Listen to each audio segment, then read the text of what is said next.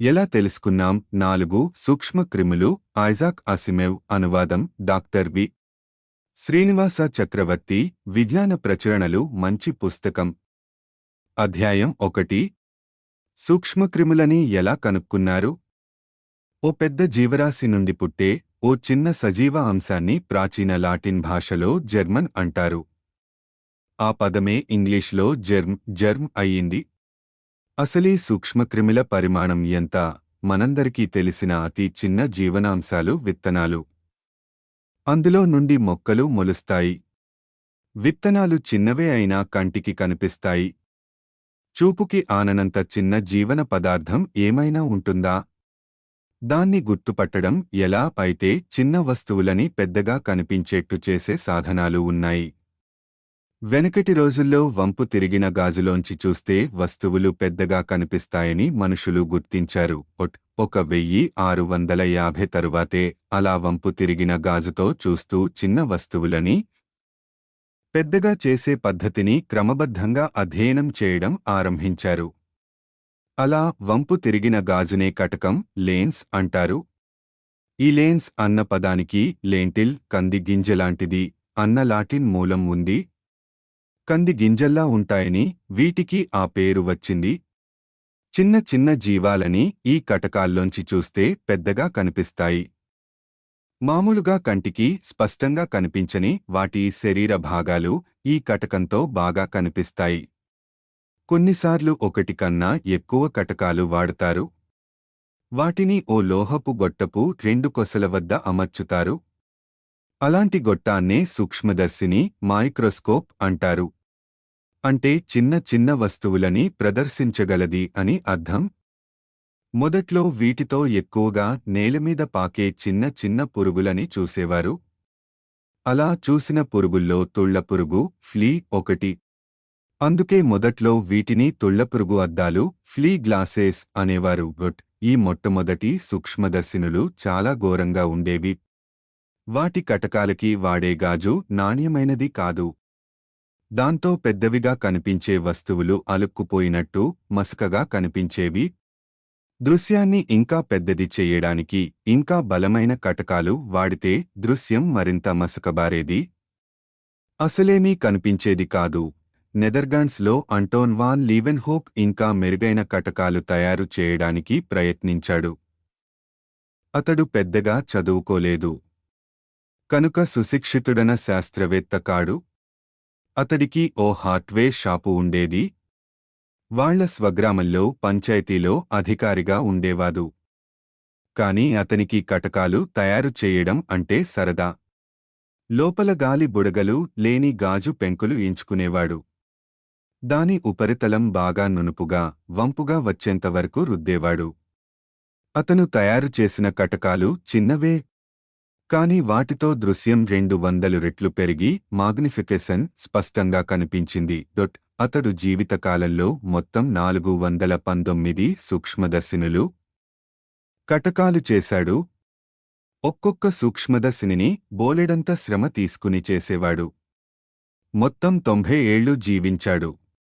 బతికినంత కాలమూ అలాగే శ్రమించాడు. లీవెన్హోక్ తన చిన్ని కటకాకలతో సూక్ష్మదర్శినులతో పురుగులని, చర్మాన్ని, రక్తాన్ని, వెంట్రుకలని, అలా రకరకాల చిన్న చిన్న అంశాలని పరిశీలించేవాడు. 1677లో ఒకసారి ఓ కొలను నుండి ఓ నీటి బొట్టుని తీసుకుని దాన్ని తన కటకాల కింద పెట్టి చూశాడు. ఆ నీటిలో చిన్న చిన్న అంశాలు కనిపించాయి. అవి చాలా చిన్నవి. సెంటీమీటరులో 20వ వంతు కూడా ఉండవేమో. కాని అవి అటూ ఇటు కదులుతూ చుట్టూ ఉన్న ఏదో పదార్థాన్ని తింటున్నాయి. సూక్ష్మదర్శినిలో తప్ప చూడలేనంత చిన్నవి. కాని అవి సజీవంగా ఉన్నాయి. లీవెన్హోక్ కంటే ముందు అసలు అంత చిన్న జీవరాశులు ఉంటాయని కూడా ఎవరూ ఊహించలేదు. సూక్ష్మదర్శినిలో తప్ప చూడలేనంత చిన్న జీవాలని ప్రస్తుతం మనం సూక్ష్మక్రిములు, మైక్రోఆర్గానిజమ్స్ అంటాం. ఈ సూక్ష్మక్రిములని చూసిన మొదటి వ్యక్తి లీవెన్హోక్. సూక్ష్మక్రిములు సాధారణంగా ఏక కణజీవులు. కణం అంటే ఒక సన్నని పొరలో మూటగట్టిన కొంచెం జీవ పదార్థం అన్నమాట. మనిషిలో అలాంటి కణాలు కోటానుకోట్లు ఉంటాయి. లీవెన్హోక్ మొట్టమొదట చూసిన ఆ సూక్ష్మక్రిముల జాతులు ఇంచుమించు జంతువులలాగే ప్రవర్తించాయి. అందుకే వాటిని జంతుజాతులలాగే పరిగణించేవారు. చివరికి వాటికి ప్రోటోజువా అంటే ప్రప్రథమ జీవాలు అన్న అర్థం వచ్చే గ్రీకు పేరు పెట్టారు. ఒక్క ప్రోటోజువాని ప్రోటోజువన్ అంటారు. కాని ఎందుచేతనో ఈ ప్రోటోజువా అన్నిటికన్నా చిన్న జీవాలు కావు అని లీవెన్హోక్కి బలంగా అనిపించింది. తన కటకాలు లేదా సూక్ష్మదర్శినులు అంతకంతకు మెరుగు అవుతున్న కొద్దీ అతనికి ఇంకా ఇంకా చిన్న సూక్ష్మక్రిములు కనిపించేవి. 1688లో అతనికి తన కటకాలతో చూస్తుండగా ఏవో కొత్త అతి చిన్న అంశాలు కనిపించాయి. అవి జీవం కలవని అనుకున్నాడు. అవి ఎంత చిన్నవి అంటే వట్టి చుక్కల్లాగా, చిన్న పుల్లల్లాగా కనిపించాయి. ఎంత ప్రయత్నించినా తన కటకాలు వాటిని స్పష్టంగా చూపించలేకపోయాయి. చివరికి విసిగి ప్రయత్నం మానుకున్నాడు. చివరికి తను కొత్తగా కనుక్కున్న ఆ చిన్న అంశాలకి బాక్టీరియా అని గ్రీకు పేరు పెట్టాడు. ఆ మాటకి చిన్న పుల్ల అని అర్థం. ఒక్కదాన్నైతే బాక్టీరియం అంటారు. సామాన్యంగా ఈ బాక్టీరియాలనే క్రిములు, జెర్మ్స్ అని వ్యవహరిస్తారు. నిపుణులు వీటిని బాక్టీరియా అంటే, సామాన్యులు వాటిని క్రిములు అంటారు. ఈ క్రిములని చూసిన మొట్టమొదటి వ్యక్తి లీవెన్హోక్. అది జరిగిన 100 ఏళ్ల వరకు ఎవరూ అంతకన్నా పెద్దగా ఏమీ సాధించలేకపోయారు. చివరికి 1780లలో ఆటో ఫ్రీడ్రిక్ ముల్లర్ అనే డానిష్ జీవశాస్త్రవేత్త వాటిని మరికాస్త స్పష్టంగా చూడగలిగాడు. అతడు 1784లో మరణించాడు. కాని అతని చివరి రోజుల్లో రాసిన ఓ పుస్తకం 1786లో ప్రచురించబడింది. ఆకృతులని బట్టి బాక్టీరియాలని విభజించి వర్గీకరించింది ఇతడే. కొన్ని పుల్లల్లాగా బారుగా ఉంటే మరికొన్ని సర్పిలాలలాగా ఉంటాయి. ఇంకొన్ని స్కూలలాగా మెలికలు తిరిగి ఉంటాయి. రూపంలో తేడా గమనించాడు గాని అంతకన్నా ఏమీ తెలుసుకోలేకపోయాడు. ఇక్కడే ఓ సమస్య ఎదురయ్యింది.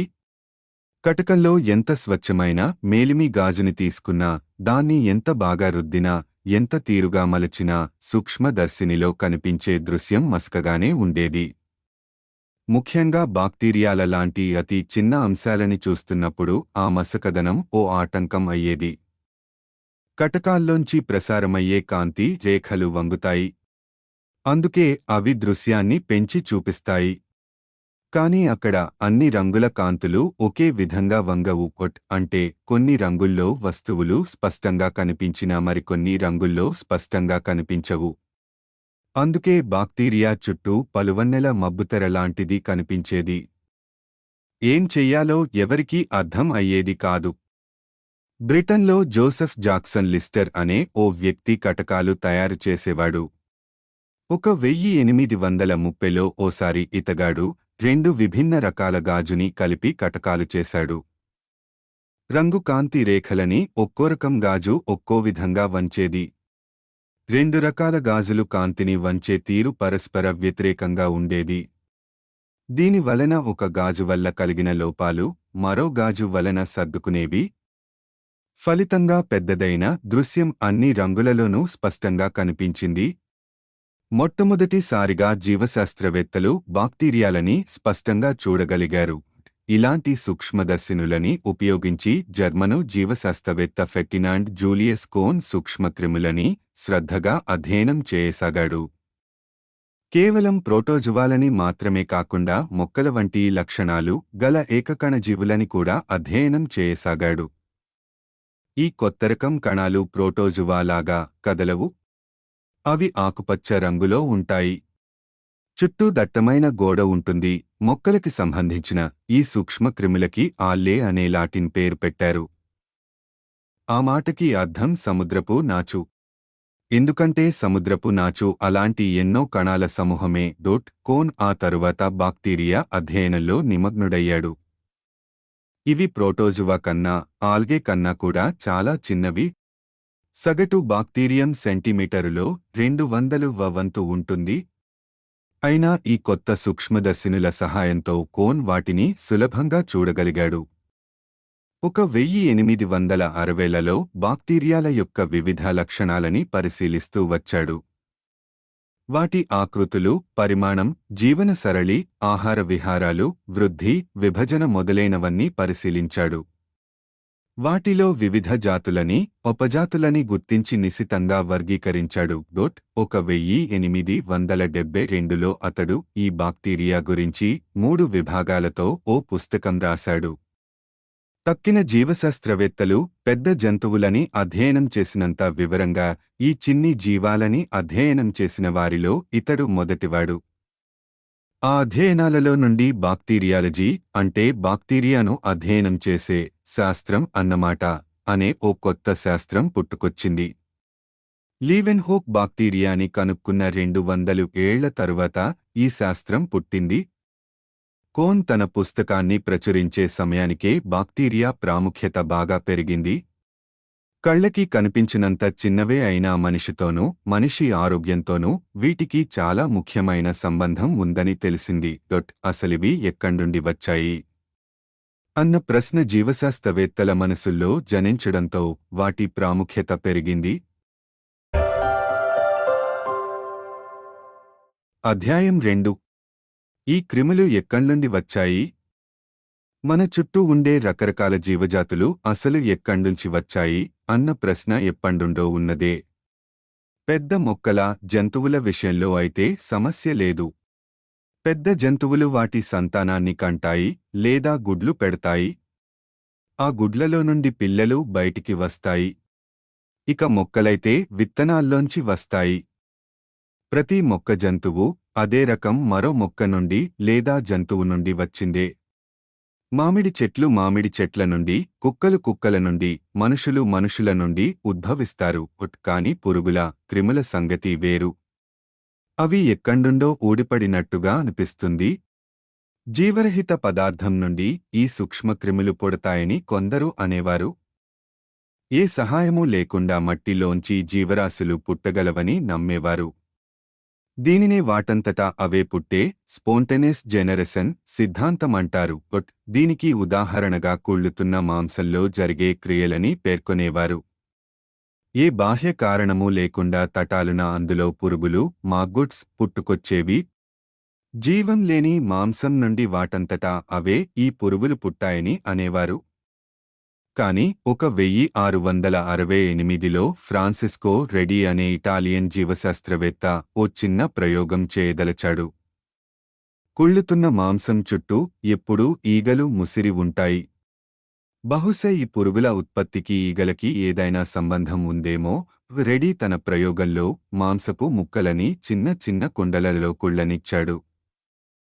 కొన్ని కుండల మూతలు తెరిచే ఉంచాడు. మరికొన్నిటి మీద గాజు గుడ్డ కప్పాడు. గాజు గుడ్డలేని కుండల్లోకి మాత్రమే ఈగలు ప్రవేశించగలవు. గాజుగుడ్డ ఉన్న కుండల్లోకి చొరబడలేకపోయాయి. అన్ని కుండల్లోనూ మాంసపు ముక్కలు ఒకే విధంగా కుళ్ళాయి. కాని ఈగలు వాలిన మాంసపు ముక్కల మీదే పురుగులు వచ్చాయి.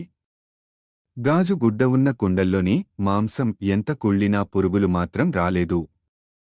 కుళ్ళుతున్న మాంసం మీద ఈగలు గుడ్లు పెట్టాయని, ఆ చిన్న చిన్న గుడ్లలోంచి పురుగులు వస్తున్నాయని రెడీ తీర్మానించాడు.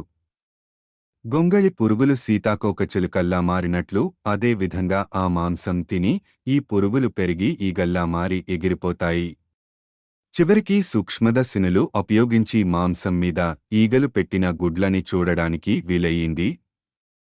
అంటే ప్రతి జీవము, అది పురుగు కావచ్చు, క్రిమి కావచ్చు, మరో పురుగో, క్రిమో పెట్టిన గుడ్ల నుండే పుట్టి ఉండాలి అని అనుకోవచ్చా? ప్రాణులు ఎప్పుడూ మరో ప్రాణి నుండే పుడతాయి గాని ప్రాణరహిత వస్తువుల నుండి పుట్టవు అనుకోవచ్చా? అంటే వాటంతటా అవే పుడతాయన్న సిద్ధాంతం తప్పన్న మాటేగా. జీవశాస్త్రవేత్తలు ఈ సిద్ధాంతానికి ఇంచుమించు తిలోదకాలు వదిలేసి ఉండేవారే. కాని రెడీ ప్రయోగం జరిగిన కొంతకాలానికే లీవెన్హోక్ సూక్ష్మక్రిములని కనుక్కున్నాడు. పురుగు కన్నా ఎంతో సూక్ష్మమైన జీవరాశులు ఉన్నాయి. మరి వీటి సంగతేమిటి? బహుశా ఇంత చిన్న ప్రాణులు నిర్జీవ పదార్థం నుండి పుట్టగలవేమో. ఈ విషయం మీద జీవశాస్త్రవేత్తలు చాలా కాలం పాటు తర్జనభర్జనలు చేశారు. 1748లో ఇంగ్లీష్ జీవశాస్త్రవేత్త జాన్ టర్బర్విల్ నీధాం ఓ ప్రయోగం చేశాడు. బోలెడన్ని సూక్ష్మక్రిములు ఉన్న మాంసరసం తీసుకున్నాడు. అందులోని సూక్ష్మక్రిములు చచ్చిపోయే వరకు ఆ రసాన్ని బాగా మరిగించాడు. అప్పుడు ఆ రసాన్ని ఓ పెద్ద పాత్రలోకి తీసుకుని అందులోకి గాలి పోకుండా గట్టిగా బిగించాడు. పాత్ర గట్టిగా బంధించి ఉంది కనుక బయటి నుండి లోపలికి సూక్ష్మక్రిములు వచ్చే ప్రసక్తి లేదు. మూత తీశాక ఏవైనా సూక్ష్మక్రిములు సజీవంగా కనిపిస్తే అవి లోపలి నుండే వచ్చి ఉండాలి. నీధాం ఆ పాత్రని కొన్ని రోజులు అలా వదిలేశాడు. తరువాత మూత తీసి చూస్తే అది సూక్ష్మక్రిములతో కెటకెటలాడుతోంది. వాటంతటా అవే పుడతాయన్న సిద్ధాంతానికి రుజువుగా ఈ ఫలితాన్ని తీసుకున్నాడు నీధాం. కనీసం సూక్ష్మక్రిముల విషయంలో ఈ సిద్ధాంతం నిజం అని నమ్మాడు. కాని నిజంగానే ఈ ప్రయోగం వల్ల విషయం స్పష్టంగా తేలిందా? ఇటాలియన్ జీవశాస్త్రవేత్త లజింజారో స్పల్లంజానికి ఎందుకో నమ్మకం కుదరలేదు. ప్రయోగం మొదట్లో నీధాం నిజంగానే రసాన్ని బాగా మరిగించాడా? కొద్దిపాటి సూక్ష్మక్రిములు బతికి బట్టకట్టి ఉండొచ్చు. వాటిని నీధాం గుర్తించకపోయి ఉండొచ్చు. అలా మిగిలిన కొన్ని క్రిములు విభజన చెంది వర్ధిల్లి ఉండవచ్చు. సూక్ష్మక్రిములని మరిగించి చంపడానికి ఎంతసేపు పడుతుందో 1768లో అధ్యయనం చేయసాగాడు స్పల్లంజాని. కొన్ని క్రిములని చంపడం నిజంగానే కష్టం అని గమనించాడు. రసాన్ని కనీసం అరగంటసేపైనా మరిగించకుండా సూక్ష్మక్రిములన్నీ చచ్చిపోతాయని అనుకోవడం పొరబాటు అని తేల్చాడు. ఇప్పుడు నీధాం చేసిన ప్రయోగాన్ని ఇతడు మళ్లీ చేశాడు. ఈసారి రసాన్ని అరగంటకు పైగా మరగబెట్టి అప్పుడు మూత మూశాడు. అలా చేసినప్పుడు రసం ఎక్కువ కాలం మనగలుగుతుందని కనుక్కున్నాడు. అలాంటి రసంలో మళ్లీ క్రిములు పుట్టుకురాలేదు. స్పల్లాంజీ ప్రయోగం ప్రకారం వాటంతటా అవి పుట్టడం ఉండదని తేలింది. జరగనే లేదన్నట్టు అవుతోంది. చిన్న చిన్న క్రిములు కూడా ఇతర సూక్ష్మక్రిముల నుండే పుడుతున్నాయి. అయితే ఈ విషయాన్ని అందరూ ఒప్పుకోలేదు. రసాన్ని మరిగించడం సహజం కాదని, అది ప్రకృతి విరుద్ధం అని వాదించారు. బహుశా గాలిలో ఉండే ఏదో రసాయనం కారణంగా వాటంతటా అవి పుడుతున్నాయేమో. బహుశా మరిగించడం వలన ఆ రసాయనం నాశనమవుతోందేమో. నీధాం మరిగించిన పద్ధతిలో ఆ రసాయనం యొక్క శేషం కొంచెం మిగిలి ఉందేమో. అందుకే పురుగులు వాటంతటా అవి పుట్టాయేమో. స్పల్లాంజీ మరిగించిన పద్ధతిలో ఆ రసాయనం పూర్తిగా నాశనమవుతోందేమో. ఎందుకంటే మాంసపు రసాన్ని మరిగించి మళ్లీ చల్లారనిస్తే కాసేపట్లో సూక్ష్మక్రిములు ఏర్పడతాయి అన్న విషయం జీవశాస్త్రవేత్తలు అందరూ నమ్మేవారు. మరి సూక్ష్మక్రిములు రసంలోంచి కాక మరెక్కడి నుండి వస్తాయి? రసంలోంచి బయట చల్లగాలిలో ఉండే ఏదో రసాయనం సహాయంతో సూక్ష్మక్రిములు పుడుతున్నాయి అని వాళ్లంతా భావించారు. ఈ విషయం గురించి ఓ 100 ఏళ్లు వాదోపవాదాలు సాగాయి. చివరికి 1858లో ఫ్రెంచ్ రసాయన శాస్త్రవేత్త లూయి పాస్చర్ ఈ సమస్య మీద పనిచేయడం ఆరంభించాడు. ముందుగా స్వచ్ఛమైన చల్లగాలిలో కూడా బాక్టీరియా ఉంటాయో లేదో కనుక్కోవాలని చూశాడు. కొంచెం దూదిని తీసుకుని దాన్ని నీటిలో క్రిములన్నీ పూర్తిగా నాశనమయ్యేలా బాగా మరిగించాడు. అయ్యాక ఆ దూదిలో నుండి చల్లగాలిని పంపించి ఆ దూదిని తిరిగి ఇందాక మరిగించిన నీటిలో ముంచాడు. వెంటనే ఆ నీటిలో సూక్ష్మక్రిములు పుట్టుకురాసాగాయి. మునుపు లేని సూక్ష్మక్రిములు ఇప్పుడు ఎక్కడ్నుంచి వచ్చాయి? మరి గాలిలోని సూక్ష్మక్రిములు దూదిలోకి ప్రవేశించినట్టే కథ. పాస్చర్ చెప్పింది నిజమని నమ్మకం ఏంటి? సూక్ష్మక్రిములు నీటిలోనూ దూదిలోనూ కూడా వాటంతటా అవి పుట్టి ఉండవచ్చునేమో. దీన్ని పరీక్షించడానికి పాస్చర్ సూక్ష్మక్రిములు లేని ఓ దూదిపింజలోంచి గాలిని పోనిచ్చాడు. అలా వడపోసిన గాలిని అటువంటిదే మరో దూదిలోంచి పోనిచ్చాడు. ఆ దూదిని నీటిలో వేశాడు. ఈసారి నీటిలో సూక్ష్మక్రిములు దొరకలేదు. మొదటిసారి దూదిలోంచి గాలిపోనిచ్చి వడపోసినప్పుడు సూక్ష్మక్రిములు పోయాయి. రెండవ దూదిపింజలోనూ ప్రక్షాళన చేయబడ్డ నీటిలోనూ మళ్లీ సూక్ష్మక్రిములు పుట్టలేదు. ఆ విధంగా పాస్చర్ మన చుట్టూ గాల్లో సూక్ష్మక్రిములు తేలుతూ ఉంటాయని, ధూళి కణాలకి అతుక్కుని ఉంటాయని నిరూపించాడు. మరిగించిన మాంసరసానికి గాలి సోకినప్పుడు ఆ రసానికి గాలిలోని ధూళి కణాలు అంటుకుంటే సూక్ష్మక్రిములతో సంపర్కం ఏర్పడుతుంది. అందువల్లనే రసంలో సూక్ష్మక్రిములు ఏర్పడతాయి. సూక్ష్మక్రిములు లేని గాలికి రసానికి మధ్య సంపర్కం కలిగించడం ఎలా అని ఆలోచించసాగాడు పాస్చర్. అలా చేసినప్పుడు రసంలో సూక్ష్మక్రిములు ఉద్భవించకపోయినట్టయితే గాలిలో సూక్ష్మక్రిములని పోషించే రసాయనమేమీ లేదని తేలుతుంది. దీన్ని బట్టి సూక్ష్మక్రిములు ఎప్పుడూ ఇతర సూక్ష్మక్రిముల నుండే ఉత్పన్నమవుతాయని, వాటంతటా అవి పుట్టడం అన్న సిద్ధాంతం తప్పని తెలుస్తుంది. ఈ విషయం తేల్చడానికి పాస్చర్ ఓ చక్కని ప్రయోగం చేశాడు. ఓ జాడీలో సగం నిండుగా మాంసరసం తీసుకున్నాడు. జాడీపై నుండి ఓ సన్నని పొడవైన నాళం బయటికి వస్తోంది. ఈ నాళం మొదట గాల్లో పైకి వెళ్లి మళ్లీ కిందకి వంగి మళ్లీ పైకి వంపు తిరిగి ఉంది. పాస్చర్ రసాన్ని మరిగించసాగాడు.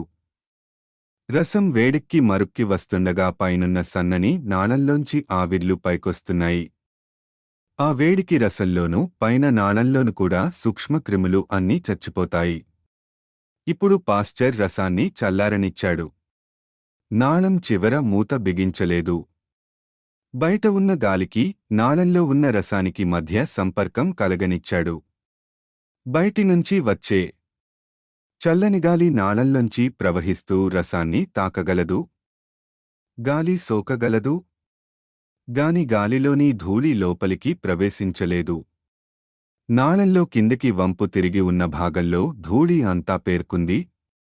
ఆ వంపు నుండి ధూళి మళ్లీ పైకెక్కి జాడీలోకి ప్రవేశించలేకపోయింది. పాస్చర్ ఇప్పుడు ఆ రసాన్ని అలాగే కొంతకాలం నిలవ ఉండనిచ్చాడు. అలా కొన్ని నెలలపాటు రసాన్ని నిలవ ఉంచినప్పటికీ రసంలో సూక్ష్మక్రిములు పుట్టలేదు. చల్లని బయటిగాలి, అందులోని రసాయనాలు రసాన్ని చేరుకోగలుగుతున్నా ధూళి కణాలు చేరుకునేంతవరకు రసంలో సూక్ష్మక్రిములు ఉత్పన్నం కాలేదు. ఇప్పుడు పాస్చర్ జాడీ యొక్క నాళాన్ని విరిచేశాడు. ఇప్పుడు ధూళి కూడా రసాన్ని చేరుకోగలదు. రాత్రికి రాత్రి రసం నిండా సూక్ష్మక్రిములు పుట్టుకొచ్చాయి. 1864లో పాస్చర్ ఈ ప్రయోగాలని, వాటి ఫలితాలని వెల్లడి చేశాడు. ఇతరులు కూడా అవే ప్రయోగాలని చేసి అవే ఫలితాలు పొందారు. అక్కడితో సమస్య తేలిపోయింది. జీవి తనంతట తాను పుట్టడం అనేది లేదు. సూక్ష్మక్రిములు ఎప్పుడూ ఇతర సూక్ష్మక్రిముల నుండి రావలసిందే. జీవశాస్త్రానికి మూలస్తంభం లాంటి ఫలితం ఇది. దీంతో పాస్చర్కి ఒక విషయం అర్థమయ్యింది. అంతకుముందు కనిపించని ఓ సూక్ష్మక్రిమి కనిపిస్తే అది నిశ్చయంగా మరెక్కడి నుండో వచ్చి ఉండాలి. సూక్ష్మక్రిమి కాని ఏదో జీవరహిత పదార్థంలోంచి అది ఉద్భవించే ఆస్కారం లేదు. ఈ పరిజ్ఞానాన్ని తాను చేస్తున్న ఇతర పరిశోధనలతో రంగరించి వైజ్ఞానిక చరిత్రలోనే ఓ అత్యంత ముఖ్యమైన ఆవిష్కరణ చేశాడు పాస్చర్. ఆ ఆవిష్కరణ వ్యాధులకి సంబంధించినది. అధ్యాయం 3. వ్యాధి. వ్యాధి అనేది ప్రతి మనిషికి సంబంధించిన సమస్య. వ్యాధి అనేది ఎవరికి ఎప్పుడు సోకుతుందో ఎవరూ చెప్పలేరు. కేవలం ఒంట్లో బాగులేనట్టు అనిపించవచ్చు, జ్వరం రావచ్చు, లేదా ఒళ్లంతా దద్దుర్లు పుట్టొచ్చు. వ్యాధి మృత్యువుకి కూడా కారణం కావచ్చు. ఒకరికి వ్యాధి వస్తే అది ఇతరులకి కూడా వ్యాపించొచ్చు. ఆ వ్యాధి ఉన్నట్లుండి ఓ ఊరంతా లేదా ఓ ప్రాంతమంతా వ్యాపించవచ్చు. కొన్ని వ్యాధులు అత్యంత ప్రమాదకరమైనవి. ఉదాహరణకి 1300లో ఒకసారి కాల మృత్యువు, బ్లాక్ డెత్ అనే ఓ వ్యాధి యూరప్, ఆఫ్రికా, ఏషియా అంతా వ్యాపించి లక్షల కొద్దీ మనుషులని బలితీసుకుంది. మానవ చరిత్రలోనే అది అత్యంత ఘోరమైన ఉపద్రవం. యూరప్లో ఇంచుమించు 3/4 మనుషులు సమసిపోయారు. ఆ రోజుల్లో వ్యాధికి కారణమేమిటో ఎవరికీ అర్థం కాలేదు. దయ్యం పట్టిందని, గాలి సోకిందని ఇలా ఏవో మూఢ నమ్మకాలు చలామణిలో ఉండేవి.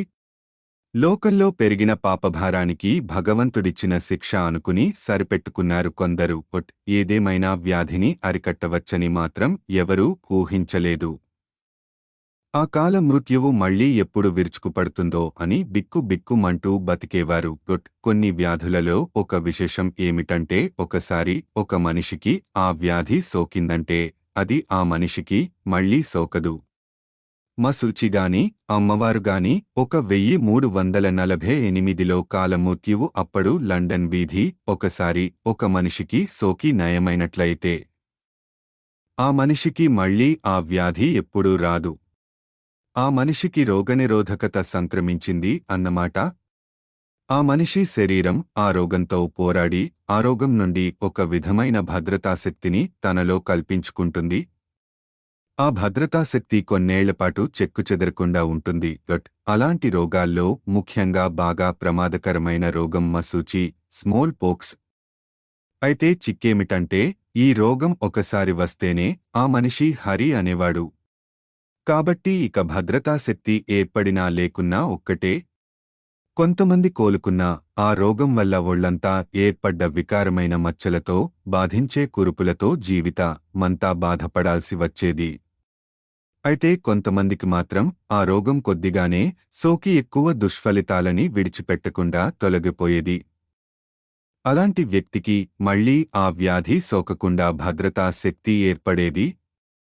కనుక మశూచి అసలు సోకకుండా ఉండేదానికన్నా తక్కువ తీవ్రతతో సోకడమే నయం అన్నట్టు ఉండేది. తక్కువ తీవ్రతతో మశూచి సోకినట్టయితే ఇక జన్మలో రాదన్న ధీమా ఉండేది. అసలు సోకకుండా ఉన్నట్టయితే ఎప్పుడు దెబ్బ కొడుతుందోనన్న భయం నిరంతరం ఉండేది. రోగగ్రస్తులకి దగ్గరగా ఉంటే రోగం సోకే ఆస్కారం ఎక్కువ అవుతుందని మనుషులకి తెలుసు. అలాంటప్పుడు తక్కువ తీవ్రతతో వ్యాధి సోకి నయం అయిపోయిన వారి దగ్గర ఉంటే మంచిదేమో. మనకి అలా తక్కువ తీవ్రతతో వ్యాధి సోకి నయం అయిపోతుంది, మళ్లీ ఎప్పుడూ రాదు. ఉదాహరణకి మశూచి ఉన్నవారి శరీరం మీద ఉండే ఓ కురుపులోకి సూది గుచ్చి, కురుపులోని ద్రవం సూది మనకి అంటుకున్నాక ఆ గుచ్చిన సూది రోగం లేనివారి చర్మం మీద గుచ్చొచ్చు. దీనినే ఇనోక్యులేషన్, క్రిములని అంటించడం అంటారు.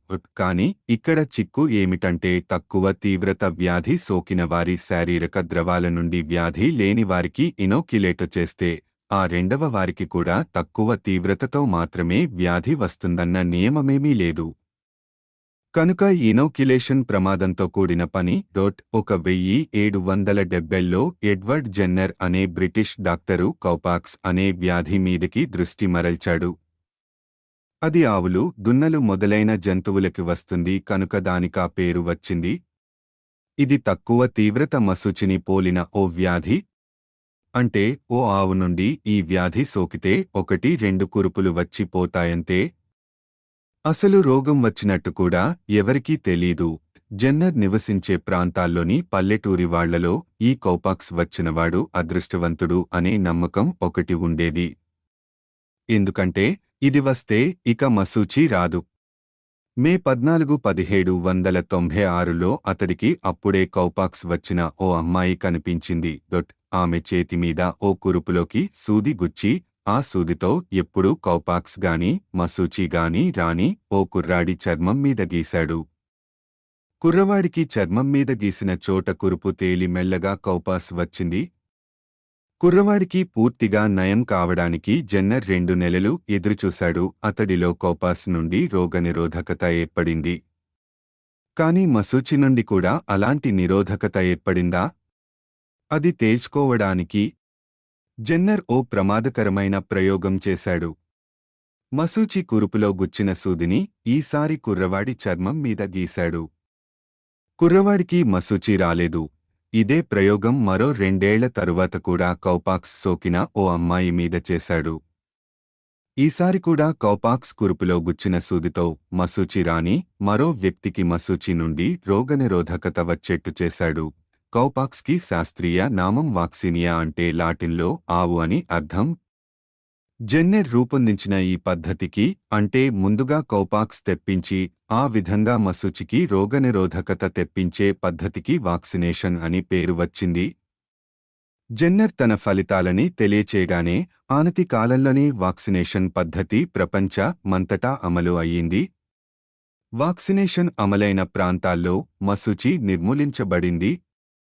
అయితే ఇతర వ్యాధులని ఆ విధంగా నిర్మూలించడం సాధ్యం కాలేదు. ఇతర వ్యాధులకి తక్కువ తీవ్రత గల రూపాంతరాలు కనిపించలేదు. ఏదేమైనా ఈ వాక్సినేషన్ పద్ధతితో రోగం అనేది ఒక మనిషి నుండి మరో మనిషికి సంక్రమించగలదని తెలిసిపోయింది. ఈ తతంగం గురించి కొందరు ఇంకా లోతుగా ఆలోచించసాగారు. అంటే వ్యాధి ఒకరి నుండి మరొకరికి సోకకురిడా ఆపితే వ్యాధి రాకుండా అరికట్టవచ్చు కదా. ఇగ్నాస్ ఫిలిప్స్ సెమ్మెల్వైజ్ అనే హంగేరియన్ డాక్టర్ సరిగ్గా అల్తాగే ఆలోచించాడు. 1840లో అతడు ఓ ప్రసూతి కేంద్రంలో పనిచేసేవాడు. అక్కడ ప్రసవించిన ప్రియులలో చాలామంది పిల్లలు పుట్టగానే మరణించేవారు. ఇంట్లో ప్రసవించిన స్త్రీల విషయంలో సాధారణంగా అలా జరిగేది కాదు. ఆసుపత్రులలో అంతమంది ఎందుకు మరణిస్తున్నారో ఆలోచించసాగాడు సెమ్మెల్వైజ్. ఆసుపత్రులలో ఇతర రోగులకి చికిత్స చేసే డాక్టర్లే ఈ తల్లులకి కూడా చికిత్స చేస్తారు. ఇళ్లలో గర్భిణీ స్త్రీలకి పురుడు పోసే మంత్రసానులు ఇతర రోగులకి చికిత్స చేయరు. అంటే ఆసుపత్రులలో డాక్టర్లు ఇతర రోగుల నుండి తల్లులకి రోగాన్ని చేరవేస్తున్నారా? 1847లో సెమ్మెలైజ్ ఓ ఆసుపత్రికి అధికారి అయ్యాడు. రోగి దగ్గరికి వెళ్లే ముందు ఓ బలమైన రసాయనిక ద్రావకంలో డాక్టర్లు అందరూ తమ చేతుల్ని కడుక్కోవాలని నియమం పెట్టాడు. ఈ నియమం అమలులోకి రాగానే పరిస్థితులు చక్కబడ్డాయి. అప్పట్నుండి ఆసుపత్రులలో గర్భిణీ స్త్రీలు మరణించడం అరుదు అయ్యింది. కానీ ఈ వ్యవహారం డాక్టర్లకి నచ్చలేదు. మాటిమాటికి చేతుల్ని ఘాటైన ద్రావకాలతో కడుక్కోవడం వాళ్లకి మంటగా ఉంది. పైగా వాళ్లే వ్యాధిని మోసుకెళ్లి మనుషుల్ని చంపుతున్నారు అన్న ఆలోచనని సహించలేకపోయారు. అసలు వాళ్ల చేతుల మీద ఏమీ లేనప్పుడు వ్యాధిని మోసుకుపోయేదేమిటి అని వాదించేవారు. అంతా కూడబలుక్కుని ఎలాగోలా సెమ్మెల్వైజ్ని ఆసుపత్రి నుండి వెళ్లగొట్టారు. చేతులు కడుక్కోవడం మానేశారు. మునుపటి దుర్గతి మళ్లీ తల్లులకి తప్పలేదు. ఇది నిజంగా ఓ సమస్యే. కంటికి కనిపించనిది వ్యాధిని ఎలా మేసుకుపోతుంది? ఈ విషయంలో ఎవరినైనా ఒప్పించేదెలా? వాటంతటా అవి పుట్టే సిద్ధాంతం మీద. స్గో ముందు లూయీ పాస్చర్ మరో ముఖ్యమైన సమస్య మీద పనిచేసేవాడు. ఆ రోజుల్లో ఫ్రాన్స్లో వైన్ పరిశ్రమ దురవస్థలో ఉంది. ఎందుచేతనో వైన్ పులిసిపోతోంది. న్యాయంగా అయితే అలా పులియకూడదు. వైన్ వర్తకులకు మిలియన్ల ఫ్రాంకులు నష్టం వస్తోంది. 1856లో పాస్చర్ని ఈ సమస్య మీద పని చెయ్యమని అడిగారు. అతడు చేసిన పనుల్లో ఒకటి వైన్ని సూక్ష్మదర్శినిలో చూడడం. యీస్ట్ అనబడే సూక్ష్మక్రిములు వైన్లో కనిపించాయి. ఇందులో ఆశ్చర్యం లేదు. ఎందుకంటే అవే పళ్లరసాలలో పెరిగి ఆ రసంలో ఉండే చక్కెరని ఆల్మహాలుగా మారుస్తాయి. కాని పులిసిన వైన్ని పరీక్షించినప్పుడు అందులో కొంచెం భిన్నమైన రూపాలు గల యీస్ట్ సూక్ష్మక్రిములు కనిపించాయి. అంటే 2 రకాల యీస్ట్ కణాలు ఉన్నాయన్నమాట. ఒకటి మంచిది, రెండవది చెడుది. మంచిది చారని ఆల్మహాలుగా మారుస్తుంది. చెడుది ఆల్మహాలుని ఒక విధమైన ఆమ్లంగా ఆసిడ్ మారుస్తోంది. వైన్ని కొద్దిగా వెచ్చజేసి యీస్ట్ కణాలని సులభంగా చంపేయొచ్చు. పూర్తిగా తయారైన వైన్ని కొద్దిగా వెచ్చజేయాలని సూచించాడు పాస్చర్. యీస్ట్ కణాలు చచ్చిపోతాయి. మంచి జాతి యీస్ట్ కణాలు చేయాల్సిన పని అప్పటికే పూర్తయింది కనుక ఇక వాటితో పనిలేదు. చెడు జాతి యీస్ట్ కణాలు ఇక ఆల్మహాల్ని ఆమ్లంగా మార్చేలోపు చచ్చిపోతాయి. వైన్ ఉత్పత్తిదారులకు వైన్ని వేడిచేసే ఆలోచన నచ్చలేదు. కాని ప్రయత్నించి చూశారు. పథకం పారింది. వైన్ పులియడం ఆగిపోయింది. వైన్ పరిశ్రమ కొత్త ఊపిరి పోసుకుంది. హానికరమైన సూక్ష్మక్రిములని చంపటం కోసం సున్నితంగా వేడిచేసే పద్ధతినే అప్పట్నుంచి పాస్చర్ పేరు మీద పాస్చరైజేషన్ అంటూ వచ్చారు. మనం కొనే పాలు కూడా సాధారణంగా పాస్చరైజ్ చేయబడినవే. వైన్ సమస్య మీద పాస్చర్ చేసిన పరిశోధనల వల్లనే తమంతట తాము పుట్టే సిద్ధాంతం తప్పన్న బలమైన నమ్మకం ఏర్పడింది. అది నిజమే అయ్యుంటే ఈస్ట్ చంపితే సరిపోదు. 2 రకాల ఈస్ట్ కణాలు మళ్లీ పుట్టుకొచ్చేవే. మళ్లీ వైన్ పులిసిపోయేది. ఆ ధీమాతోనే పాస్చర్ తమంతట తాము పుట్టడం అసంభవం అని నిరూపించే తన ప్రఖ్యాత ప్రయోగం చేయడానికి పూనుకున్నాడు. జీవం లేని పదార్థాలలోంచి జీవకణాలు పుట్టవని అతనికిప్పుడు ఖచ్చితంగా తెలుసు. వైన్ మీద స్వయంగా చేసిన పరిశోధనల ద్వారా పాస్చర్ సూక్ష్మక్రిముల వ్యాప్తి వల్ల వచ్చే సమస్యలని అర్థం చేసుకున్నాడు. ఉదాహరణకి కాస్తంత పులిసిన వైన్ని మంచి వైన్లో పోస్తే మంచి వైన్ కూడా పులిసిపోతుంది.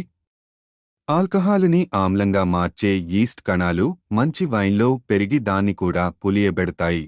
ఉదాహరణకి వైన్ని డబ్బాల్లోకి పోస్తున్న ఓ కార్మికుడి చేతులకి కాస్తంత వైన్ అంటింది అనుకుందాం. అలాంటి వైన్లో ఆల్కహాలు తయారు చేసే ఈస్ట్ కాస్తంత ఉందనుకుందాం.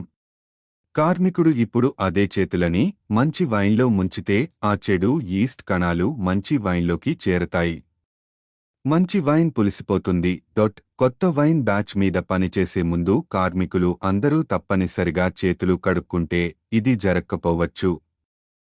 డాక్టర్లు తమ చేతులార వ్యాధిని మోసుకుపోతున్నారు అని సెమ్మెల్వైజ్ అన్నది అక్షరాలా నిజం. ఆ వ్యాధిని మోస్తున్నది సూక్ష్మక్రిములు కనుక అది కంటికి కనిపించలేదు.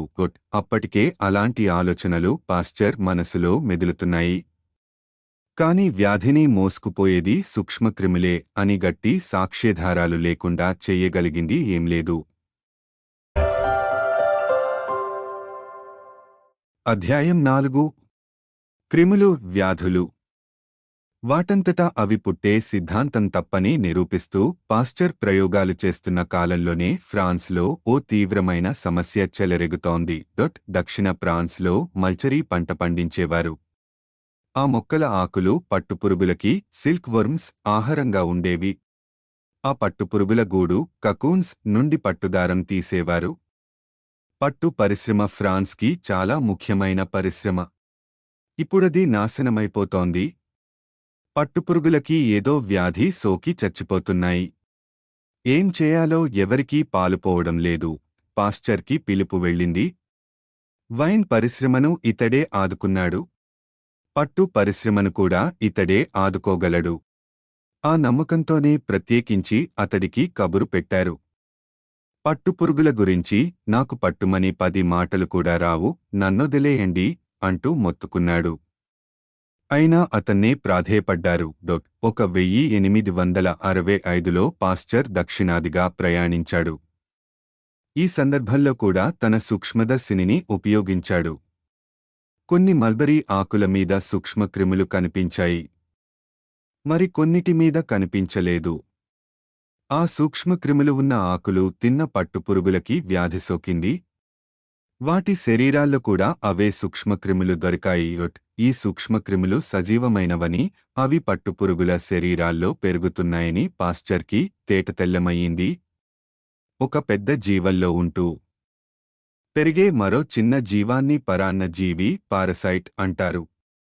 సూక్ష్మక్రిమి పట్టుపురుగుని పట్టుకుని ఓ పరాన్న జీవి బతుకుతోందన్నమాట. ఇప్పుడేం చెయ్యాలి? వైన్ని వేడిచేసి ఈస్ట్ కణాలని చంపాం. దానివల్ల వైన్కి హాని జరగదు. కాని పట్టుపురుగులని వేడిచేస్తే సూక్ష్మక్రిములు చచ్చిపోతాయో లేదో దేవుడెరుగు. అసలు పట్టుపురుగులకే ముప్పు వస్తుంది. అయినా సరే అవి చచ్చిపోవలసిందే. వేరే దారి లేదు. వ్యాధి వ్యాపించకుండా ఉండాలంటే చీడపట్టిన పట్టుపురుగులని, మల్చరీ ఆకులని కూడా నాశనం చెయ్యాలి. ఆరోగ్యంగా ఉన్న పట్టుపురుగులతోనూ ఆకులతోనూ ఉత్పత్తి కొనసాగించాలి. అధికారులు పాస్చర్ మాట విన్నారు. పథకం పనిచేసింది. పట్టు పరిశ్రమ నిలదొక్కుంది. సూక్ష్మక్రిముల వల్ల వ్యాధులు వస్తాయన్న విషయం ఇప్పుడు పాస్చర్కి స్పష్టమయ్యింది. వ్యాధి అంటుద్వారా కోంటేజియస్ అంటే ఒక ప్రాణి నుండి మరో ప్రాణికి వ్యాపించే గుణం గలదైతే అది సూక్ష్మక్రిమి మూలంగా వచ్చినదే. వ్యాధిగల ప్రాణి నుండి ఆరోగ్యవంతమైన ప్రాణిలోకి రోగక్రిమి ప్రవేశిస్తే వ్యాధి ఆరోగ్యవంతమైన జీవికి సోకుతుంది. దగ్గినప్పుడు తుమ్మినప్పుడు కూడా సూక్ష్మక్రిములు గాలి ద్వారా వ్యాపించగలవు. చేతుల ద్వారా కూడా వ్యాపించగలవు. విసర్జిత పదార్థం ద్వారా కూడా వ్యాపించగలవు. ఇవి కంటికి కనిపించినంత చిన్నవి కనుక అనారోగ్యం కలిగే వరకు అవిలోనికి ప్రవేశించినట్టే ఆ మనిషికి తెలీదు. ఇదంతా స్పష్టం చేసిన పాస్చర్ వ్యాధికారక సూక్ష్మక్రిమి సిద్ధాంతాన్ని జర్మ్ థియరీ ఆఫ్ డిజీజ్ ప్రతిపాదించాడు. వ్యాధిని కలుగజేసే సూక్ష్మక్రిములు ఎక్కువగా బాక్టీరియానే. అసలు మామూలుగా మనం సూక్ష్మక్రిములుగా వ్యవహరించేది వీటినే. అయితే రోగాలు తెచ్చేది ఒక్క బాక్టీరియా మాత్రమే కాదు. ఈస్ట్, ప్రోటోజువా మొదలైన తదితర సూక్ష్మక్రిములు కూడా రోగాన్ని కలుగబజేయగలవు. సూక్ష్మక్రిముల వల్ల రోగాలు వస్తాయన్నది నిజమే అయినా ప్రతి సూక్ష్మక్రిమి రోగకారకమైనదే అనడానికి లేదు. నిజానికి సూక్ష్మక్రిములలో చాలా చిన్న శాతం మాత్రమే ఇతర జీవాలకి హాని కలిగిస్తాయి. నేలలో, నీటిలో, గాలిలో నివసించే సూక్ష్మక్రిములు చాలా మటుకు హాని చేయనివే. వాటిలో ఎన్నో మనిషికి ఎంతో పనికొస్తాయి కూడా. కొన్ని బాక్టీరియా మట్టిని సారవంతం చేస్తాయి. మరికొన్ని చచ్చిన మొక్కల్ని, జంతు కళేబరాలని కుళ్లబెట్టి వాటిని వివిధ పోషకాల కింద మారుస్తాయి. ఆ పోషకాలు ఇతర మొక్కలకి, జంతువులకి ఉపయోగపడతాయి. అయితే మరో రకం వ్యాధులు ఉన్నాయి. ఇవి అంటు ద్వారా రావు. ఇవి సూక్ష్మక్రిముల వల్ల రావు. రోగం తెప్పించని సూక్ష్మక్రిములు ఉన్నా, సూక్ష్మక్రిముల వల్ల రాని రోగాలు ఉన్నా కూడా పాస్చర్ కాలంలో తెలిసిన రోగాల్లో చాలా మటుకు సూక్ష్మక్రిముల వల్ల వచ్చేవే. కనుక పాస్చర్ తన సూక్ష్మక్రిమి సిద్ధాంతాన్ని ప్రతిపాదించినప్పుడు డాక్టర్లు దాన్ని గురించి లోతుగా ఆలోచించసాగారు. అలాంటి డాక్టర్లలో ఒకరు ఇంగ్లీష్ దేశస్థుడైన జెఫ్ లిస్టర్. ఇతగాడు బాక్టీరియాలని స్పష్టంగా చూపెట్టగల సూక్ష్మదర్శినిని నిర్మించిన వ్యక్తికి కొడుకు. పాస్చర్ సిద్ధాంతం గురించి విన్న లిస్టర్కి సెమ్మెల్వైస్ మాటలు జ్ఞాపకం వచ్చాయి. బలమైన రసాయనాలతో చేతులు కడుక్కోవడం వల్ల చావులు తగ్గిపోవడానికి కారణం ఆ రసాయనాలు చేతుల మీద ఉండే సూక్ష్మక్రిములని చంపేయడమే కావచ్చు. 1867లో లిస్టర్ తన తోటి డాక్టర్లు శస్త్రచికిత్స చేయబోయే ముందు తమ చేతులని, చికిత్స చేసే సాధనాలని బలమైన రసాయనాలతో కడగాలని నియమం పెట్టాడు. అంతకు ముందు తరచూ ఆపరేషన్ విజయవంతమైన రోగులు జ్వరంతో మరణించేవారు. డాక్టర్లు తమ చేతులు, సాధనాలు కడుక్కోవడం మొదలుపెట్టాక అలాంటి చావులు ఆగిపోయాయి. 1870లో ఫ్రాన్స్ యుద్ధంలో మునిగిపోయింది. దేశభక్తిపరుడైన పాస్చర్ యుద్ధంలో చేరాలని అనుకున్నాడు. కాని అప్పటికే అతని వయస్సు 50 దగ్గర పడడంతో ఫ్రెంచ్ అధికారులు అతడు యుద్ధానికి అనర్హుడు అని చెప్పారు. పైగా అతడి సేవలు యుద్ధభూమిలో కన్నా ప్రయోగశాలలోనే ఎంతో అవసరం. కనుక పాస్చర్కి ఆసుపత్రి బాధ్యతలు అప్పగించారు. బాండేజులని, సాధనాలని రసాయనాలతో శుభ్రం చేయమని డాక్టర్లని పాస్చర్ ఒత్తిడి చేస్తూ ఉండేవాడు. ఆ విధంగా పాస్చర్ ఎన్నో ప్రాణాలు కాపాడాడు. యుద్ధం తరువాత ఆంత్రాక్స్ అనే వ్యాధి మీదకి పాస్చర్ ధ్యాస మళ్లించాడు. ఈ జబ్బు పశువులకి, గొర్రెలకి వస్తుంది. ఇది చాలా భయంకరమైన వ్యాధి. ఆ జబ్బుతో పోయిన జంతువుల కళేబరాలని పూడ్చిన నేల కూడా ఆ జబ్బుతో కుతకుతలాడుతున్నట్టు ఉండేది. బాక్టీరియాలజీకి పితామహుడైన కోన్తో పనిచేసిన రాబర్ట్ కోక్ అనే జర్మన్ డాక్టర్ ఉండేవాడు. అతడు సూక్ష్మక్రిమి సిద్ధాంతాన్ని ఆధారంగా చేసుకుని వ్యాధి సోకిన జంతువులని పరీక్షించడం ప్రారంభించాడు. ఆ రోగానికి కారణమైన ఓ క్రిమిని కనుక్కున్నాడు. ఆ ఆంత్రాక్స్ బాక్టీరియం జంతు దేహానికి బయట ఉన్నప్పుడు దాని చుట్టూ ఓ బలమైన గోడని నిర్మించుకుంటుందని కనుక్కున్నాడు కోక్. అలాంటి గోడగల బాక్టీరియానే స్పోర్ అంటారు. నీరు, ఆహారం లేకుండా ఈ స్పోర్ చాలా కాలం మనగలదు. అందుకే ఆంత్రాక్స్తో చచ్చిపోయిన జంతువులని పూడ్చినప్పుడు ఆ మట్టిలో బాక్టీరియా స్పోర్లుగా జీవించేవి. అక్కడి గడ్డిమేసిన జంతువులకి ఆ వ్యాధి సోకుతూ ఉండేది. అది విన్న పాస్చర్ ఆంత్రాక్స్తో చచ్చిపోయిన జంతు కళేబరాలని ముందు దహనం చెయ్యాలని సూచించాడు. దహనంలో స్పోర్లు కూడా చచ్చిపోతాయి. పాస్చర్కి జెన్నెర్ ప్రయోగాలు కూడా గుర్తున్నాయి. ఒకసారి ఆంత్రాక్స్ వచ్చి బతికిన జంతువుకి మళ్లీ ఆంత్రాక్స్ రాదు. ఆంత్రాక్స్ని పోలిన అంతకన్నా తక్కువ తీవ్రత గల వ్యాధి ఏదైనా ఉంటే దాన్ని ముందు కలుగజేసి జంతువుల్లో రోగనిరోధకత కల్పించవచ్చు. దురదృష్టవశాత్తు అటువంటి వ్యాధి ఏదీ కనిపించలేదు. ముందుగా ఆంత్రాక్స్ సోకిన జంతువుల నుండి కొన్ని బాక్టీరియాని సేకరించాడు. ప్రత్యేక ఆహారం మీద వాటిని పోషించాడు. అప్పుడు కొన్ని బాక్టీరియాని తీసుకుని వేడిచేశాడు. అవి పూర్తిగా చచ్చేంతవరకు వేడిచేయలేదు. సగం చచ్చేట్టు వేడిచేశాడంతే. అవి చావలేదు, కాని చేవ తగ్గి స్తబ్బుగా ఉండిపోయాయి. ఈ విధంగా క్షీణించిన అట్టేన్యూయేటెడ్ బాక్టీరియాని జంతువులలోకి ఎక్కించాడు. ఆ జంతువులకి తీవ్రరూపంలో వ్యాధి సంక్రమించదు. ఎందుకంటే ఈ క్షీణించబడ్డ బాక్టీరియా మెల్లగా పెరుగుతాయి. అయినా ఆ జంతు దేహాలు బాక్టీరియాని నాశనం చేసే పోరాటంలో ఇంకా హానికరమైన బాక్టీరియాకి ప్రతికూలంగా భద్రతాశక్తిని, రోగనిరోధకతని కలిగించుకున్నాయి. పాస్చర్ ఆ పద్ధతిని అమలు చేసి చూశాడు. అది మంత్రంలా పనిచేసింది. ఈ విషయంలో 1881లో ఓ సామూహిక పరీక్ష ఏర్పాటు చేశాడు. ఓ గొర్రెల మందను తీసుకుని వాటిలో సగానికి క్షీణించబడ్డ ఆంత్రాక్స్ బాక్టీరియా ఎక్కించాడు. గొర్రెల్లో రోగనిరోధకత ఏర్పడేంతవరకు ఎదురుచూశాడు. అది జరిగాక అన్ని గొర్రెలలోకి భయంకరమైన, పూర్తి తీవ్రత గల ఆంత్రాక్స్ బాక్టీరియా ఎక్కించాడు. కొన్ని రోజుల్లో ఆంత్రాక్స్ ఇనోక్యులేషన్ అందని గొర్రెలు జబ్బుపడి చచ్చిపోయాయి. ఇనోక్యులేషన్ అందిన గొర్రెలు ఆరోగ్యంగా ఉండిపోయాయి. అప్పట్నుంచి సూక్ష్మక్రిమి సిద్ధాంతానికి ఎవరూ ఎదురు చెప్పలేదు.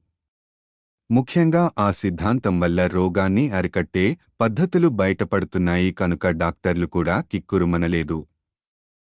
పాస్చర్ తరువాత వ్యాధికి క్రిమికి మధ్య ఉండే సంబంధాన్ని బాగా అధ్యయనం చేసిన వారిలో రాబర్ట్ కోక్ ముఖ్యుడు. మనుషులకి, జంతువులకి వచ్చే రకరకాల వ్యాధులకి కారణమయ్యే బాక్టీరియాలని అతడు వెదుకుతూ పోయాడు. ప్రతి చోట ఎన్నో రకాల బాక్టీరియా కలిసి ఉండటంతో వాటిలో ప్రత్యేకించి రోగానికి ఏది కారణమో తెలుసుకోవడం కష్టంగా ఉండేది. క్రిములని పోషించడానికి రసానికి బదులు అగరగరో అనే ఓ జెలటిన్ జిగురు లాంటి పదార్థాన్ని వాడడం మొదలెట్టాడు. చదునైన వెడల్పాటి పళ్ళెంలో పరిశుద్ధమైన అగరగర్ పోసేవాడు.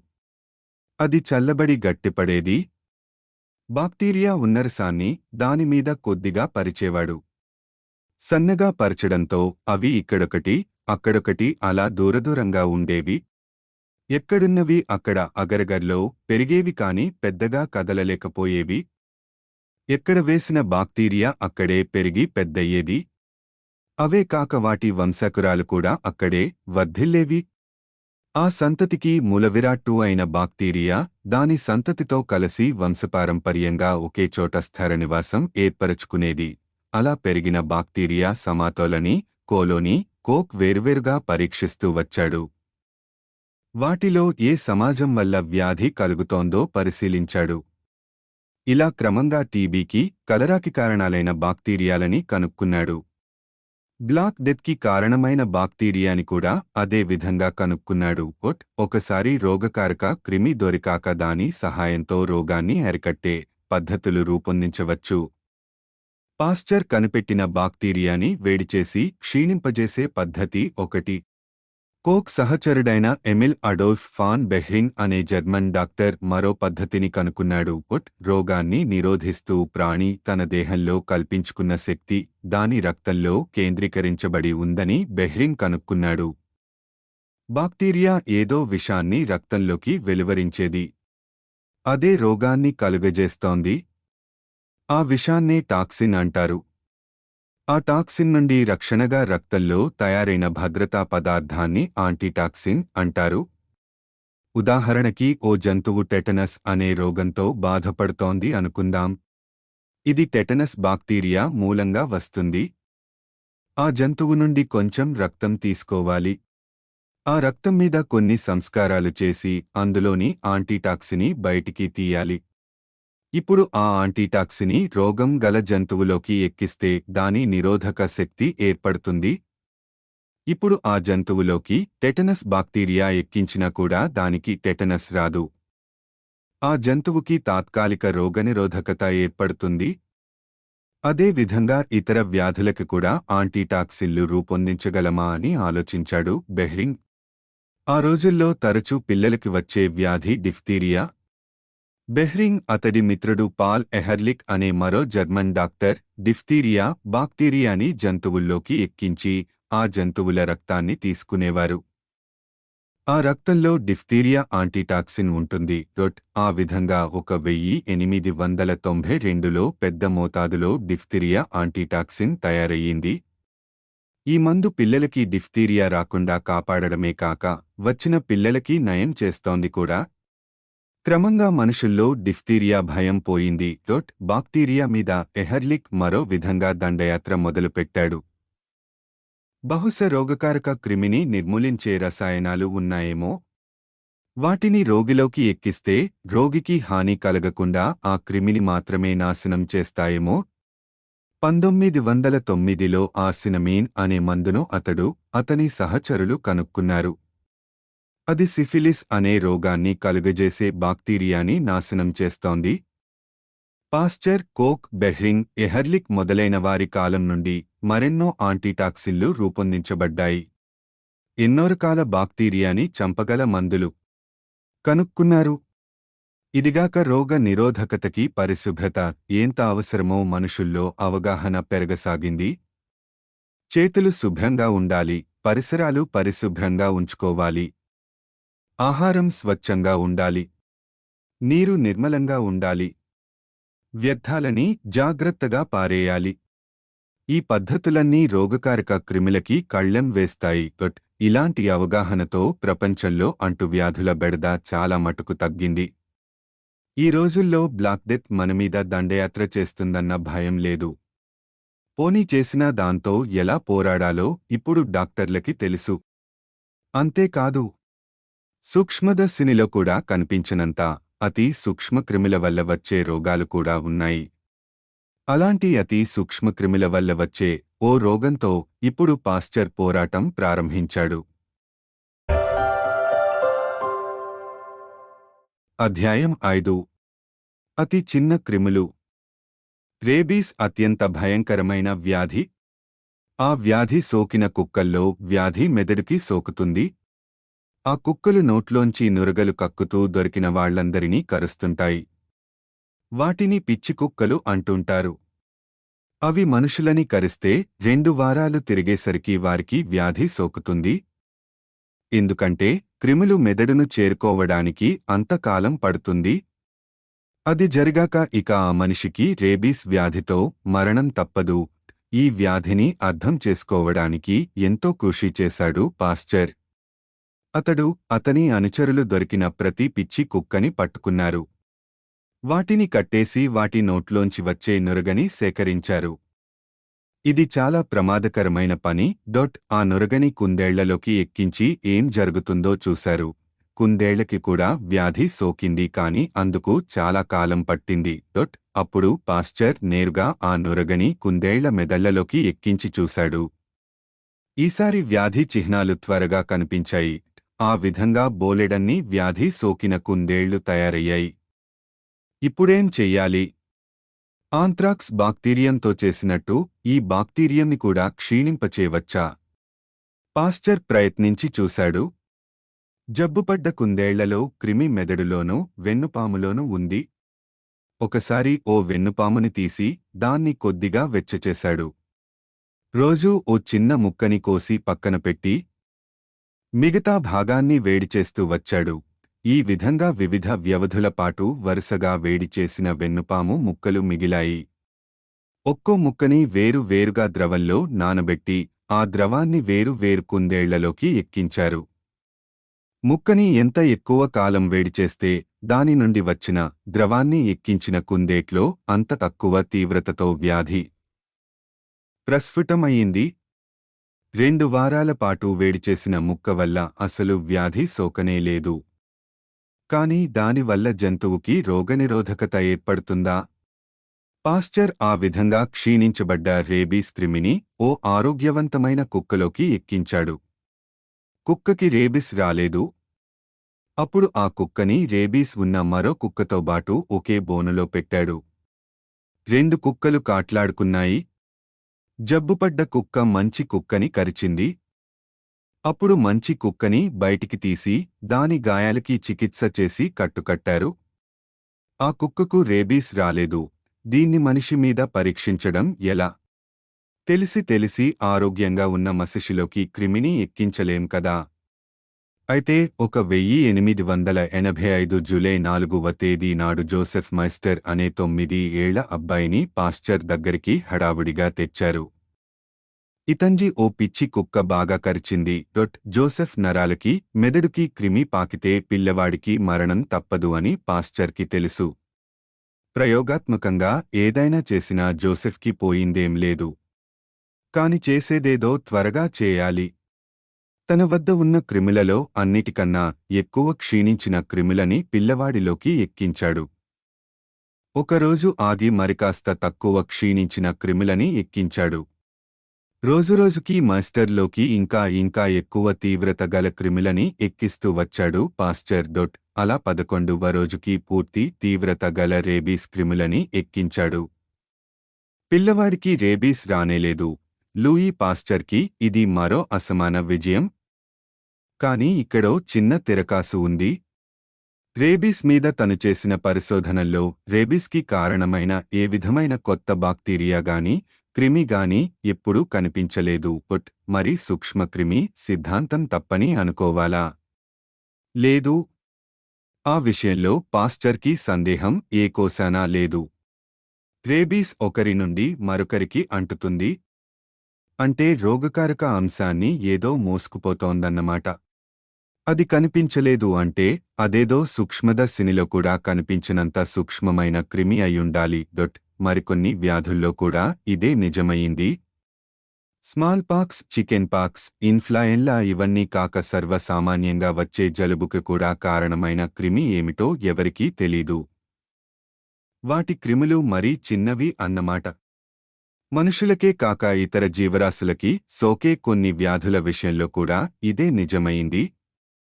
ఉదాహరణకి పొగాకు మొక్కలకి ఒక విధమైన తెగులు పట్టి మొక్కల ఆకులు వడిలిపోయేవి. ఆ తెగులు పట్టిన ఆకుల మీద స్ఫోటకపు మచ్చల్లా ఏవో చుక్కలు తేలేవి. అందుకే ఈ వ్యాధికి టోబాకో మోసాయిక్ వ్యాధి అన్నారు. రష్యన్ శాస్త్రవేత్త డిమిట్రీ ఇవానోవ్స్కీ దాని క్రిమి కోసం అన్వేషించి విఫలుడయ్యాడు. తెగులు పడ్డ మొక్కల ఆకులని పిండితీసిన రసం వల్ల మంచి మొక్కలకి తెగులు పట్టేది. కాని ఆ రసంలో ఏ విధమైన క్రిమి కనిపించలేదు. ఇవానోవ్స్కీ ఆ రసాన్ని వడబోసి చూశాడు. అతి చిన్న కన్నాలున్న జల్లెడలోంచి రసాన్ని పోనిచ్చాడు. అవి సూక్ష్మదర్శినిలో కూడా కనిపించినంత చిన్న కన్నాలు. ఆ కన్నాలోంచి పారిన రసంలోంచి క్రిములు తొలగిపోవాలి. అలా వడపోసిన రసం వల్ల తెగులు రాకూడదు. ఇవానోవ్స్కీ అతి చిన్న కన్నాలు ఉండే పోర్సెలెన్ తో చేసిన జల్లెళ్లని ఉపయోగించాడు. 1892లో అతడు తెగులు పట్టిన ఆకుల్లోంచి తీసిన రసాన్ని ఆ జల్లెడతో వడపోశాడు. ఎంత చిన్న క్రిమి కూడా ఆ జల్లెడని దాటలేదు అనుకున్నాడు. కాని ఆ నమ్మకం వమ్మయింది. అలా వడపోసిన రసాన్ని మంచి మొక్కల ఆకుల మీద చల్లితే ఆ ఆకులకు కూడా టొబాకో మొసాయిక్ వ్యాధి సోకింది. ఆ క్రిములు ఎలా ఉంటాయో గాని ఆ పోర్సెలైన్ జల్లెడ కన్నాల కన్నా సూక్ష్మమైనవి అయ్యుండాలి అన్న వాస్తవం ఇవానోవ్స్కీ కళ్ళెదుట కనిపిస్తోంది. అంత చిన్న క్రిములు ఉంటాయని అతడు ఊహించలేకపోయాడు. నిస్పృహతో ఆ మార్గంలో పరిశోధన విరమించుకున్నాడు. 1898లో మార్టినస్ విల్లెం బైజెరింక్ అనే డచ్ వృక్ష శాస్త్రవేత్త కూడా అదే ప్రయోగం చేసి చూశాడు. అతడు కూడా పొగాకు మొక్క ఆకులని పిండి రసం తీసి ఆ రసాన్ని పోర్సెలైన్ జల్లెడలో వడపోశాడు. ఆ రసం వల్ల మంచి మొక్కలకి తెగులు పడుతుందని అతడు కూడా గమనించాడు. అయితే టొబాకో మొసాయిక్ వ్యాధికి కారణమైన క్రిములు పోర్సెలైన్ జల్లెడలోంచి జారిపోయేంత చిన్నవని ఇతడు పెప్పుకోడానికి సిద్ధంగా ఉన్నాడు.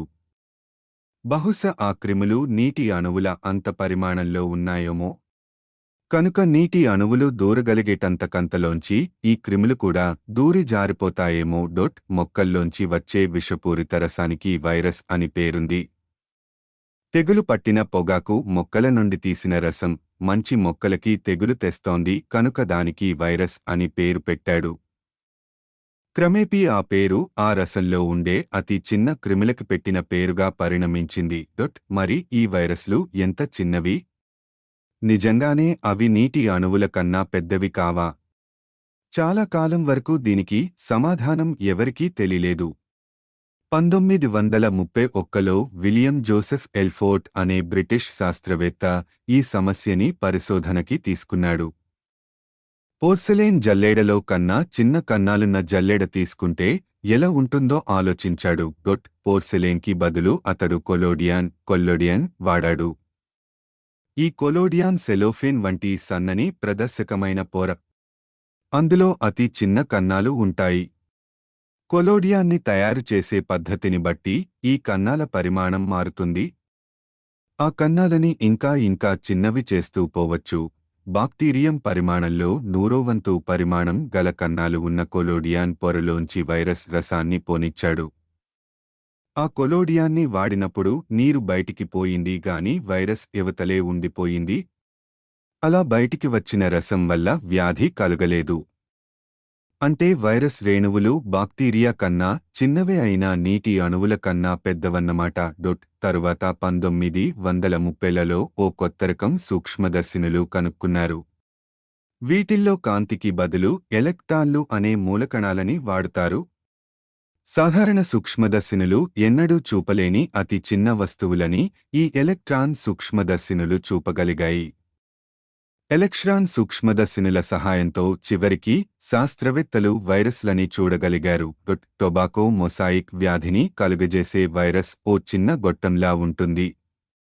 దాని పొడవు సగటు బాక్టీరియాలో సగం ఉంటుంది. చాలా సన్నగా ఉంటుంది. ఇలాంటి 7,000 వైరస్లని ఓ బాక్టీరియాలో పట్టించేయొచ్చు. ఇంకా చిన్న వైరస్లు కూడా ఉన్నాయి. యెల్లో ఫీవర్ వైరస్లు ఎంత చిన్నవంటే అలాంటివి 40,000 ఓ బాక్టీరియాలో పడతాయి. వైరస్లు ప్రత్యేక సాధనాలతో తప్ప చూడలేనంత చిన్నవే అయినా వాటి గురించి జాగ్రత్తగా ఉండాలి. మొట్టమొదట జయించబడ్డ వ్యాధి అయిన స్ఫోటకం స్మాల్ పాక్స్ వైరస్ వల్ల వచ్చేదే. గత 125 ఏళ్లుగా జరిగిన పరిశోధనల వల్ల నేడు మనుషులు మునుపటి కన్నా ఆరోగ్యంగా దీర్ఘాయుష్నుతో బతుకుతున్నారు. పాస్చర్ కాలానికి ముందు సగటు అమెరికన్ లేదా యూరోపియన్ 40 ఏళ్లు బతికేవారు. ఈ రోజుల్లో సగటు జీవితకాలం 70 ఏళ్లకి పెరిగింది. పాస్చర్ తదితరుల కృషి వల్ల మనలో ప్రతి ఒక్కరం అదనపు ఆయుష్ను పోసుకుని సుఖంగా బతుకుతున్నాం.